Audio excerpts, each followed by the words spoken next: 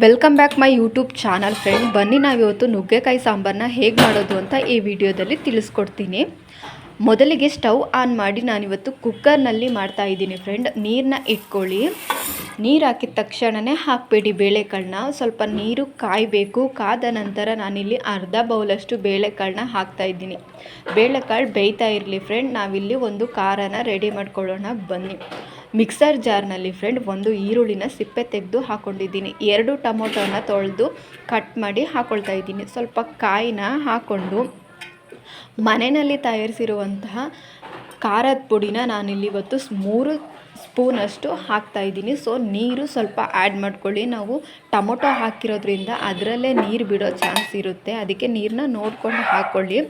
ಇದನ್ನು ಚೆನ್ನಾಗಿ ಗ್ರೈಂಡ್ ಮಾಡ್ಕೊಳ್ತೀನಿ. ನೋಡಿ ಫ್ರೆಂಡ್, ಬೇಳೆಕಾಳಲ್ಲಿ ಬೇಯ್ತಾ ಇದೆ. ಸೊ ಇವಾಗ ನಾನು ಖಾರನ ರುಬ್ತಾ ಇದ್ದೀನಿ. ನೆಕ್ಸ್ಟು ಫ್ರೆಂಡ್, ನಾನಿಲ್ಲಿ ಒಂದು 4 ಥರ ತರಕಾರಿನ ಆ್ಯಡ್ ಮಾಡ್ತಾ ಇದ್ದೀನಿ ಇವತ್ತು. ಒಂದು ನುಗ್ಗೆಕಾಯಿ, ಬೀನೀಸು ಮತ್ತು ಆಲೂಗೆಡ್ಡೆ, ಬದನೆಕಾಯಿ 4 ಥರ ತರಕಾರಿನ ಆ್ಯಡ್ ಮಾಡ್ತಾಯಿದ್ದೀನಿ. ಬೇಳೆಕಾಳು ಬೇಯ್ತಾ ಇದೆ, ಖಾರನೂ ರುಬ್ಕೊಂಡಿದ್ದೀನಿ. ಇವಾಗ ಬೇಳೆ ಬೆಂದಿದೆ, ಸ್ವಲ್ಪ ಬೆಂದರೆ ಸಾಕು, ಜಾಸ್ತಿ ಏನು ಬೇಯಿಸ್ಕೋಬೇಡಿ. ತರಕಾರಿನ ಆ್ಯಡ್ ಮಾಡ್ತಾಯಿದ್ದೀನಿ. ಬೇಳೆ ಚೆನ್ನಾಗಿ ಈ ಟೈಮಲ್ಲಿ ಬೇಯಿಸ್ಕೋಬಾರ್ದು, ಒಂದು ಸ್ವಲ್ಪ ಬೇಯಿಸಿರಬೇಕು. ಮತ್ತು ತರಕಾರಿ ಹಾಕಬೇಕು, ತರಕಾರಿನಲ್ಲೂ ಕೂಡ ಬೇಳೆ ಬೇಯಬೇಕು. ಆಮೇಲೆ ಖಾರ ಒಯ್ಯಬೇಕು, ಆ ಖಾರದಲ್ಲೂ ಬೇಳೆ ಬೇಯಬೇಕು. 1 ನಿಮಿಷ ಬೇಯಿಸ್ಕೊಳ್ಳಿ, 1-2 ನಿಮಿಷ ಬೇಯಿಸ್ಕೊಂಡ್ರೆ ಸಾಕು ಬೇಳೆನ. ನಂತರ ತರಕಾರಿನ ಆ್ಯಡ್ ಮಾಡಿ ಖಾರನ ರುಬ್ಕೋತೀನಿ ಫ್ರೆಂಡ್. ಕಾಯೆಲ್ಲ ಹಾಕ್ಕೊಂಡು ಇಟ್ಕೊಂಡಿದ್ದೆ ಮಿಕ್ಸರ್ ಜಾರ್ಗೆ. ಇವಾಗ ತರಕಾರಿನ ಹಾಕ್ಬಿಟ್ಟು ಖಾರನ ರುಬ್ತಾ ಇದ್ದೀನಿ. ನೋಡಿ, ಖಾರ ರುಬ್ಬಿದ ನಂತರ ನೈಸ್ ರುಬ್ಕೋಬೇಕು ಫ್ರೆಂಡ್. ಯಾವುದೇ ಮಸಾಲ ಪದಾರ್ಥಗಳನ್ನೇನು ಆ್ಯಡ್ ಮಾಡೋ ಅವಶ್ಯಕತೆ ಇಲ್ಲ ಈ ಸಾಂಬಾರಿಗೆ. ಈರುಳ್ಳಿ, ಟೊಮೊಟೊ, ಬೆಳ್ಳುಳ್ಳಿ, ಖಾರ ಪುಡಿ ಮತ್ತು ನೀರು ಹಾಕಿ ಗ್ರೈಂಡ್ ಮಾಡಿರುವಂಥ ಖಾರನ ನಾನಿಲ್ಲಿ ಹಾಕ್ತಾಯಿದ್ದೀನಿ. ನೋಡಿ, ಚೆನ್ನಾಗಿ ನುಣ್ಣಗೆ ರುಬ್ಕೊಂಡಿದ್ದೀನಿ. ಅದೇ ಮಿಕ್ಸರ್ ಜಾರ್ನಲ್ಲಿ ಸ್ವಲ್ಪ ನೀರನ್ನು ಕೂಡ ಆ್ಯಡ್ ಮಾಡ್ತೀನಿ. ನೀವು ಗಟ್ಟಿಯಾಗಾದರೂ ಮಾಡ್ಕೊಳ್ಳಿ, ತೆಳ್ಳಗಾದರೂ ಮಾಡ್ಕೊಳ್ಳಿ, ಅದು ನಿಮ್ಮ ಚಾಯ್ಸು. ಬಟ್ ನಾನಿವತ್ತು ಸ್ವಲ್ಪ ಗಟ್ಟಿಯಾಗೇ ಮಾಡ್ತಾಯಿದ್ದೀನಿ. ಅದೇ ಮಿಕ್ಸರ್ ಜಾರ್ನಲ್ಲಿ ನೀರನ್ನ ಹಾಕ್ಕೊಂಡು ಫ್ರೆಂಡ್, ನಾನು ನಂತರ ಇದಕ್ಕೆ ಒಂದು ಒಗ್ಗರಣೆನ ರೆಡಿ ಮಾಡ್ಕೊಳ್ತೀನಿ ಫ್ರೆಂಡ್. ಇನ್ನೂ ಯಾರ್ಯಾರು ನಮ್ಮ ವಿಡಿಯೋ ನೋಡ್ತಾ ಇದ್ದೀರೋ ಇನ್ನೂ ಚಾನಲ್ಗೆ ಸಬ್ಸ್ಕ್ರೈಬ್ ಆಗಿಲ್ಲ ಅಂದರೆ ಪ್ಲೀಸ್ ದಯವಿಟ್ಟು ಸಬ್ಸ್ಕ್ರೈಬ್ ಮಾಡ್ಕೊಳ್ಳಿ.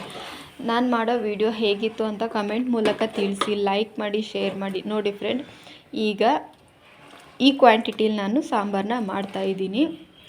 ಸೊ ಇದಕ್ಕೆ ರುಚಿಗೆ ತಕ್ಕಷ್ಟು ಉಪ್ಪು ಹಾಕೋಬೇಕು. ಚೆನ್ನಾಗಿ ಕುದಿಯೋ ಟೈಮಲ್ಲಿ ಉಪ್ಪು ಹಾಕಬೇಕು ಫ್ರೆಂಡ್ಸ್ ಸಾಂಬಾರಿಗೆ.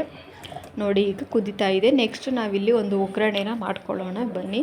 ಸ್ಟವ್ ಆನ್ ಮಾಡಿ ಒಂದು ಬಾಣಲಿ ಇಟ್ಟು ಆ ಬಾಣಲಿಗೆ ನಾನು ಸಾಂಬಾರು ಎಣ್ಣೆನ ಹಾಕ್ಕೊಂಡು ಫ್ರೆಂಡ್, ನಂತರ ನೀವು ಸಾಸಿವೆ ಇದ್ದರೆ ಆ್ಯಡ್ ಮಾಡಿ. ಸಾಸಿವೆ ನಮ್ಮ ಮನೇಲಿ ಖಾಲಿಯಾಗಿದೆ, ಸೊ ಅದನ್ನು ಆ್ಯಡ್ ಮಾಡ್ತಾಯಿಲ್ಲ, ಸ್ಕಿಪ್ ಮಾಡ್ತಾಯಿದ್ದೀನಿ.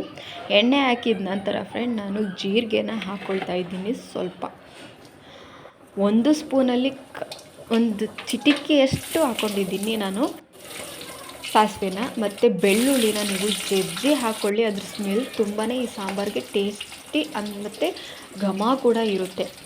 ನಾನಿಲ್ಲಿ ನಿಮ್ಮ ಮನೇಲಿ ಬೇಡಿಗೆ ಮೆಣಸಿನ್ಕಾಯಿ ಇದ್ದರೆ ಹಾಕ್ಕೊಳ್ಳಿ. ನಾನು ಒಣಮೆಣಸಿನ್ಕಾಯಿ ಮತ್ತು ಕರಿಬೇವಿನ ಸೊಪ್ಪು ಹಾಕ್ಕೊಂಡು ಈರುಳ್ಳಿನ ಸಣ್ಣದಾಗಿ ಹೆಚ್ಚಿ ಹಾಕ್ಕೊಂಡು 1-2 ನಿಮಿಷ ಚೆನ್ನಾಗಿ ಫ್ರೈ ಮಾಡ್ಕೊಳ್ತೀನಿ ಫ್ರೆಂಡ್. ನೋಡಿ, ಇಲ್ಲಿ ಸಾಂಬಾರು ಕೂಡ ಬೇಯ್ತಾ ಇದೆ, ಕುದೀತಾ ಇದೆ, ರುಚಿನೂ ತಕ್ಕಂತೆ ಹಿಡಿದಿದೆ ಸಾಂಬಾರಿಗೆ ರುಚಿ ಕೂಡ.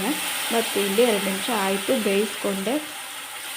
ಮತ್ತು ಒಗ್ಗರಣೆನೂ ಕೂಡ ರೆಡಿ ಆಯಿತು. ಸಾಂಬಾರನ್ನೇ ತೆಗೆದು ಒಗ್ಗರಣೆಗೆ ಬೇಕಿದ್ರೆ ನೀವು ಒಗ್ಗರಣೆ ಮಾಡಿರ್ತೀನಿ ಆ ಬಾಣಲೆನೇ ತೆಗೆದು ಸಾಂಬಾರೊಳಗೆ ಬಿಡಬಹುದು, ಒಗ್ಗರಣೆನ ಹಾಕ್ಬೋದು. ನಾನಿವತ್ತು ಸಾಂಬಾರನ್ನೇ ತೆಗೆದು ಒಗ್ಗರಣೆ ಬಾಣಲಿಗೆ ಹಾಕಿ ನಂತರ ಅದನ್ನು ಸ್ಟವ್ ಆಫ್ ಮಾಡಿಕೊಂಡು ಒಗ್ಗರಣೆನ ಹಾಕ್ತಾಯಿದ್ದೀನಿ ಸಾಂಬಾರಿಗೆ.